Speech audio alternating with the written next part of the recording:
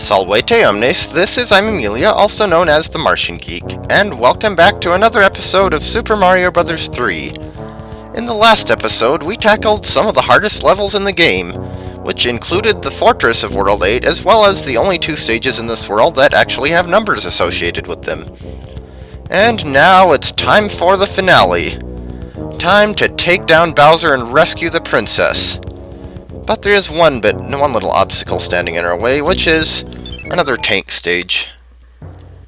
This one is a bit harder than the first one, but still easier than the airship. This one really isn't that bad, though there are more projectiles flying at you, if you can't tell already. Wow. I am getting hit more times than I expected to. I'm pretty sure this one still gives you a power-up, but... Oh yeah, and rocky wrenches are here. For whatever reason, that second one doesn't seem to be spawning one of these guys. Sprite memory, or just design choices? Also, it's daytime this time, and there's no volcano in the background. There is, in fact, a castle in the background.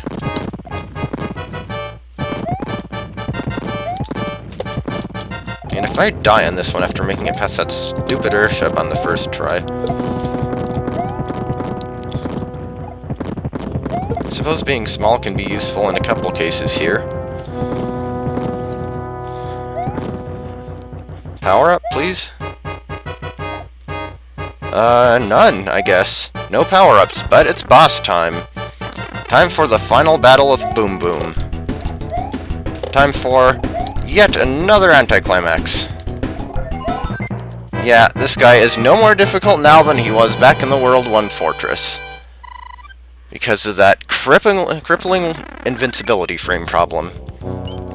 So, are you guys ready for this? Bowser's Castle, here we come. And this is by far the longest level in the game. Here you kind of just want to run because those statues will shoot lasers at you.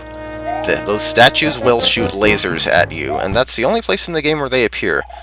Also, this one has multiple paths you can take. And actually, let's go ahead and try going down here first. I do not have this place memorized, so if I get lost a few times and probably die... Okay, that accomplished precisely nothing. Invisible elevator. Why not? And donut lists. Also, this fortress music gets kind of tiresome in such a long level. Also, rotodiscs. Pretty much, if you're standing... Oh yeah, there's an invisible one up here. But for the rotodiscs, on the way up, if you're standing directly, diagonally left from the part they're spinning around, you're safe. I mean, that's not the only safe spot, but it's probably the easiest to pick up. And that was really, really bad timing. But hey, we got a 1-up, so... Take 2. Like I said, I do expect to die a few times on this one, so... Back up the elevator and back down the donut lift. Also, I'll probably have to show off all the... Whoa. Hotfoot. I'll probably have to show off all the routes I didn't take through here, since I think there's actually more than one possible way you can go through this one. Probably some of them are better than others, but also so far we haven't gotten any mushrooms. And yeah, on the way down there you can pretty much just drop. Constant jumping on the donut lift so that you don't fall or plummet down on them. And a lot of single tile wide platforms. Dang, do I want to take the top door, or do I want the power-up. The top door is probably better, but I want the power-up. Whoa. Hello there, Swamp. Didn't really see that coming. And how often do you get to jump under a Podoboo? Okay. More statues with lasers. And I'm not even sure if all of these actually shoot at you. So they kind of psych you out that way. I think they also have a range, within which they won't shoot. Oh, fireballs.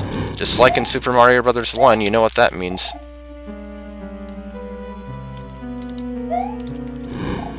Except those don't seem to be actually generated, they seem to be just spawning one at a time. So I guess if I progress here slowly enough... Okay, go in this door. Oh! Here he is! The big man himself, Bowser! He shoots fireballs. He ground pounds. He ground pounds himself through the floor. Any guesses how you defeat him? Not by jumping into him like I just did, I assure you.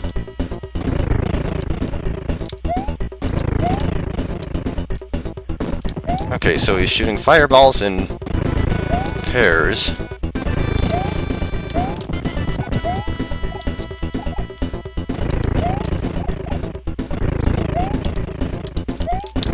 Whoa, hey, you shot a third one that time. I was not expecting that. Well, at least we know one possible way to get to him. Let's try a different route this time. Because, hey, we're still early on in the video. We know not to take the bottom door there. And this time I will take the top door. And hope that they... And jump into a rotodisc. That is why you don't rush that part. Allow me to demonstrate.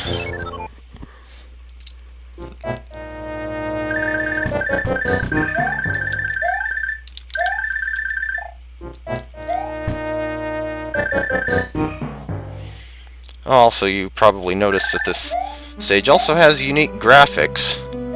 Kind of an orange brick type of thing. Well, I guess orange would be the second color Bowser tends to be associated with besides green. Because of lava and fire and his hair. I think Bowser's hair is probably not as dangerous as the fire or lava, though. Okay, what's in door number, or behind door number 2? This takes us to the same room. Okay, is that statue gonna shoot at me? No? Oh, wait a minute, I guess this isn't the same. Is it? No, it's not. Yeah, we didn't have donut lifts in here before. See if I can lure the flame... Well, there's a flame sound, but I fell off the platform. Okay, so that path doesn't actually give me a power-up. So I think I'll take the other one. And in fact, I didn't go left on the other one. Yeah, you can get by the first two in one go, but not really the third one. Safely, anyway. Also, I think I have actually gotten hit by the rotodiscs on the way down, too, but that is only when I am extremely unfortunate, and that was close, but that Podoboo fortunately can't reach that high. You really have to be careful with your jumps in this one, because just be glad you're not dealing with Super Mario Bros. 1 physics. Let's try going left here.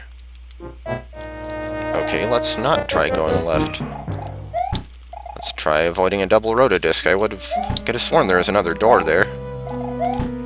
Lure the thwomp out of the way.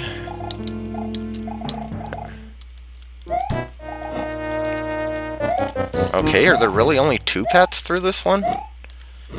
I definitely could have sworn there were more rooms here.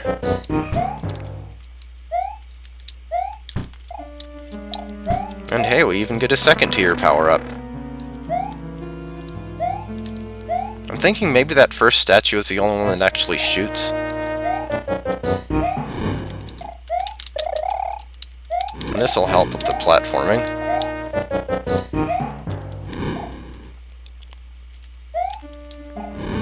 Glad they gave me this instead of a fire flower, because that would have been fairly useless in this stage, because there's absolutely nothing to use it on. Except I think you actually can shoot Bowser with fireballs. Anyway, Bowser, round 2. And he only did 1 stomp that time. kind of want to lure him into stomping the same place repeatedly. Needless to say. Of course, that's not always practical. Also, I believe the bottom half of him actually doesn't have a hitbox. So you can actually stand directly over top of him and duck. But I've never tried that, and I wouldn't really want to risk it.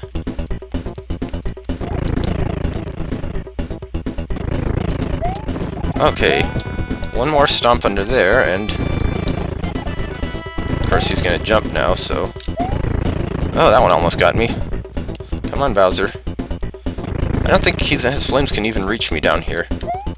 Bye-bye! He stomped through the floor.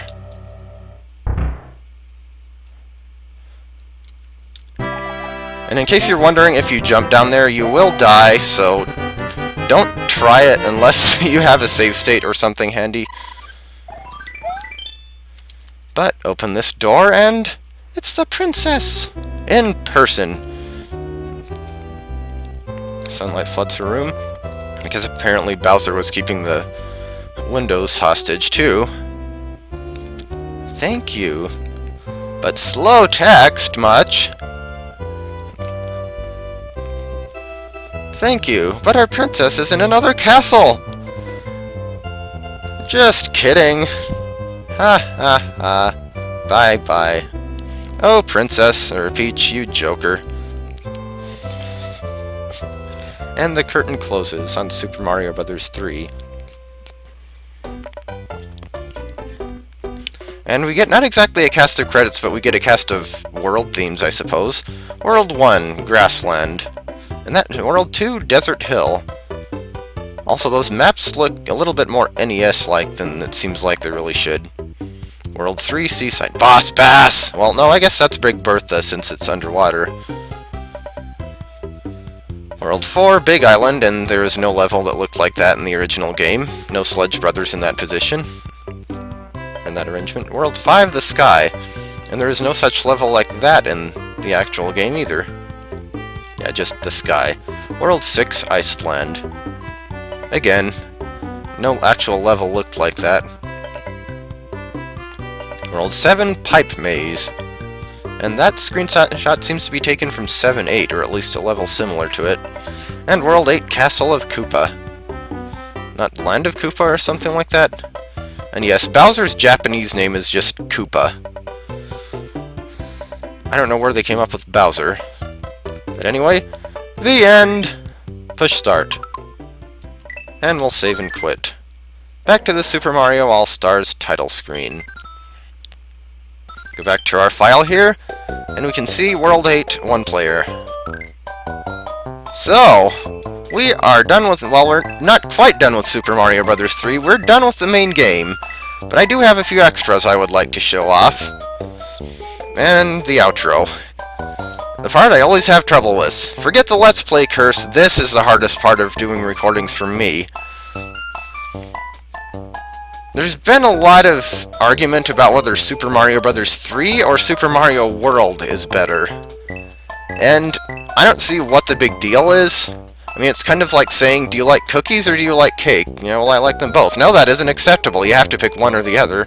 You know what? I like Super Mario Bros. I like both Super Mario Bros. 3 and Super Mario World. Pretty well equally, though. I think I'd still give the slight edge to Super Mario World just because, well, there are fewer levels, but the levels are longer, there are more secrets, and more enemies and a wider variety of bosses. That said, though, Super Mario World is definitely on the easy side, so if you're more of the challenge type, then Super Mario Bros. 3 is probably better. And Super Mario Bros. 3 does have interesting things like the giant world and the pipeland and whatever you want to do about World 5. Super Mario World had kind of not much variety in its world themes. But as far as this game goes, it's on its own. Well, for one thing, I would definitely consider the NES version of the game, despite being the original, to be the worst. The Super Mario All-Stars remake is definitely better, if mainly because it can actually save. And the Game Boy Advance version is basically just the Super Nintendo version. But whatever console you want to consider it for, I'd still consider this a pretty good game. Probably one of Mario's better 2D platformers. And I don't honestly have that much else to say about this game. I suppose it was the first to pioneer of a lot of things in the Mario series, such as World 2 being a desert, and, well, I guess Super Mario Bros. 2, I guess, was the first to do multi-directional scrolling. But this also had, I think, the most power-ups of any Mario game, aside from Super Mario 3D World, even if most of them were kind of rare. And like I said, I do like how it varied things up a bit, despite not actually having that many different level types, and even fewer different music tracks. I like how it tried to vary things up a bit by including things like, well, not even just the giant world, but things like the desert theme, and World 7, the pipe theme. I mean, notice how it didn't use any different graphics from the rest of the world, but it still stuck to the theme pretty well. But anyway, I suppose we're done with this for now. The extras should be coming shortly, so I hope to see you then.